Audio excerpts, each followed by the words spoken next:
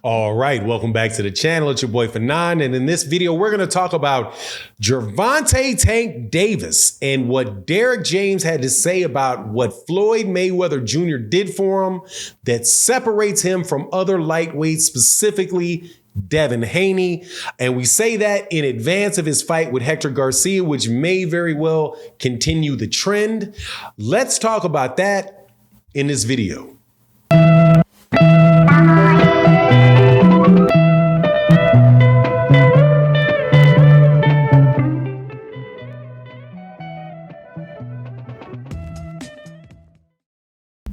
All right, welcome back to the channel. It's your boy Fanon, and in this video, we're going to be in the 135-pound division, talking about a comparison between Gervonta "Tank" Davis and Devin Haney that was made by Derrick James, in which he gives Floyd Mayweather Jr. his due props and gives you his opinion about what separates the two fighters. But before I get into that, let me welcome you back to the channel. If you are new to the channel, please accept my invitation to hit that subscribe button, hit the bell icon so you can be notified of when we release more videos. Thank you to everybody that continues to support the channel into the year 2023, where we talk about these boxing matches that are coming up.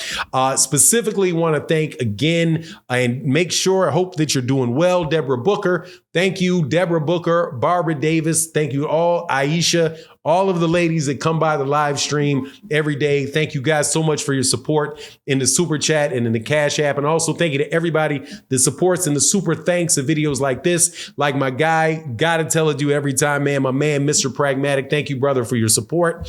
It is what allows the channel to continue to go and move, more so than views or more so than like, you know, numbers of subscribers and all of that stuff. Your support really does matter.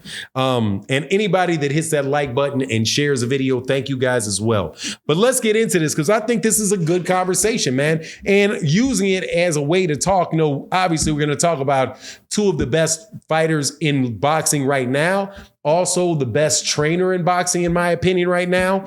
And one of the best fighters to ever put on gloves and the best fighter of this century in Floyd Mayweather Jr. There was questions asked of Derrick James, man, and Derrick James is somebody that, if you do not know who he is, give you a little background. He is the almost consensus 2022 trainer of the year, the trainer of Errol Spence Jr., who has 3 belts at in the welterweight division, the WBA, the WBC, and the IBF. He also has an undisputed champion under his instruction in Jermell Charlo, at 154, who won all of those belts off of Brian Castano earlier this year. So definitely one of the most astute boxing trainers that there are in the game today. He was asked about the 135-pound division. Now, this is coming off of one of his fighters, Frank Martin. If you're not familiar with Frank Martin, don't miss him. He's Frank the Ghost Martin out of Indianapolis, Indiana. Just got done beating Michelle Rivera, who was an undefeated fighter and I do believe at the time the number 2 ranked WBC guy in the WBC rankings behind Ryan Garcia. That fight catapulted Frank Martin now to being the number 2 guy in the WBA. I think I said WBC. If I said WBC, forgive me, but in the WBA, and right in line to get the fight with Gervonta Davis. Derrick James was asked who he thought, was basically asked who he thought the better fighter was between Gervonta Davis and Devin Haney. Now, Devin Haney, if you're not familiar, is the undisputed champion at 135 pounds. He won the WBA, the WBC, the IBF, and the WBO when he beat George Kambosos back-to-back last year. And Derrick James' answer was really interesting, man. And it also was connected to where he thought Frank Martin was and whether he thought Frank Martin was ready to fight Gervonta Davis or ready to fight, for a world champion. And his answer was that, yeah, he thinks that Frank Martin is ready to fight, but that, he would like to see him get a little bit more depth, right? And what he meant by depth was he said, look, there is ways that you there are ways that you develop and you grow a fighter, that you get fighters a bunch of different experiences and you take that fighter through the different stages of development. And the more that you do that and the better job that you do that, the more depth that the fighter has, which means the more experiences that he can draw on when he gets to a major fight. Because, you may have seen something with this fighter or that fighter that allows you to prepare for it when you see it in that championship fight. So he talks about wanting to give Frank Martin more depth. And I think that you can see that, like, that's one of the things you can see just in life in general. One of the things that I like about boxing is that, and sports in general, is that, and actually a lot of things in life, is a microcosm. It's a microcosm of things that you experience in your everyday life, right? Like, if in order to be a successful athlete, if you show consistency and dedication, consistency, dedication, and purpose, you will get you further than just somebody that is very talented but very inconsistent and doesn't do the things that they need to do on a day in, day out basis in order to get it. You'll get some, momentary successes, but it will not be consistent success like you get when you do things in a consistent fashion, right? So the same thing goes for boxing and life in general. Just like as you get older, you have a more wealth of experiences. You've seen different things. You've seen different circumstances. So where you have talent and you have know-how, it then meets experience, right? So the combination of that gives you more depth of understanding, gives you more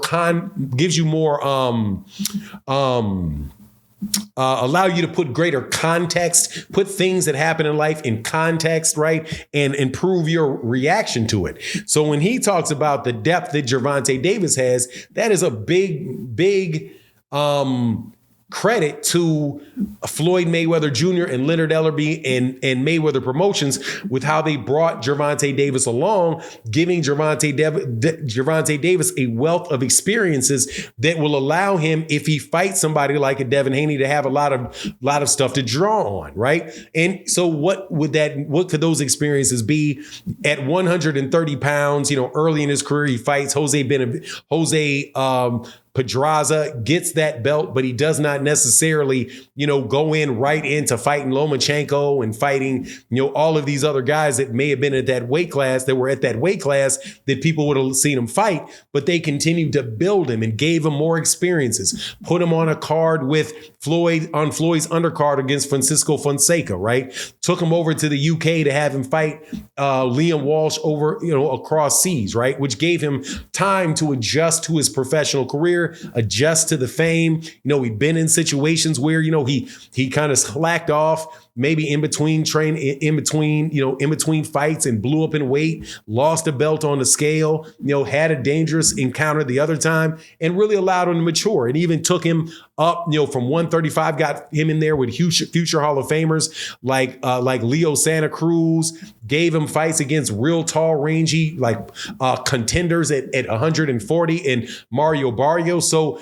Derrick James is just talking about the number of things that Gervonta Davis had that gives him depth in his career, where I suppose where he's saying about Devin Haney, it's a little less so, right? Because Devin Haney at this point in time, right, he's been in one weight class at 135 where he's a lot bigger guy than the other people in that division, has not really fought any, guys at that division that were really considered to be near the top of their division, but not to say that I don't think Devin Haney has that depth. I'm not saying that he doesn't or that I think for sure that Devin is going to beat Gervonta, but just that whole idea of the depth and giving different experiences, even like this fight that I do believe was, that Gervonta was looking for. I don't think that was part of